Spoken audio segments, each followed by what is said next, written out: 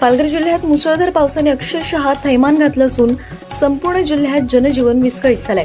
सर्वत्र पाणीच पाणी साचल्याने रस्ते, रेल्वे आणि दैनंदिन व्यवहारांवर मोठा परिणाम झालाय। पालघर मनोर मुख्य मार्गावरील मासवण येथे रस्ता पाण्याखाली गेल्याने वाहतूक पूर्णपणे ठप्प झाली आहे। तर पालघर बोईसर मार्गावरील सरावली येथेही मोठ्या प्रमाणात पाणी साचल्यामुळे वाहनांच्या लांबच लांब रांगा लागल्यात। केळवे रोड ते केळी परिसरात मुख्य रस्त्यावर भलं मोठं झाड कोसळल्याने रेल्वे स्टेशनकडे जाणारी वाहतूकही ठप्प झाली आहे। मुसळधार पावसाचा फटका रेल्वे सेवेलाही बसलाय। पालघर चर्चगेट विरार डहाणू लोकल सेवा अनियमित सुरू असून डहाणूकडे जाणाऱ्या अनेक लोकल गाड्या वाणगावपर्यंत जाऊन पुन्हा विरार आणि चर्चगेटच्या दिशेने परत पाठवल्या जाते।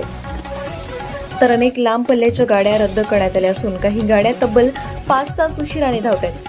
दरम्यान धामणी धरण पूर्णपणे क्षमतेने भरल्यामुळे धरणाचे दरवाजे उघडण्यात आले, त्यामुळे नदीकाठच्या गावातील नागरिकांना प्रशासनाने सतर्कतेचा इशारा दिलाय।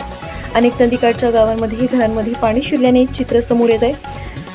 परिस्थितीची गंभीरता लक्षात घेऊन जिल्ह्यातील सर्व शाळा, महाविद्यालये आणि विविध आस्थापनांना सुट्टी जाहीर करण्यात आली आहे।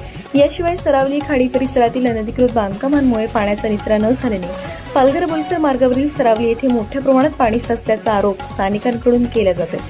मुंबई अहमदाबाद राष्ट्रीय महामार्गावरही अनेक ठिकाणी पाणी साचल्यामुळे वाहतूक विस्कळीत झाली असून वाहन चालकांना मोठा मनस्ताप सहन करावा लागतो।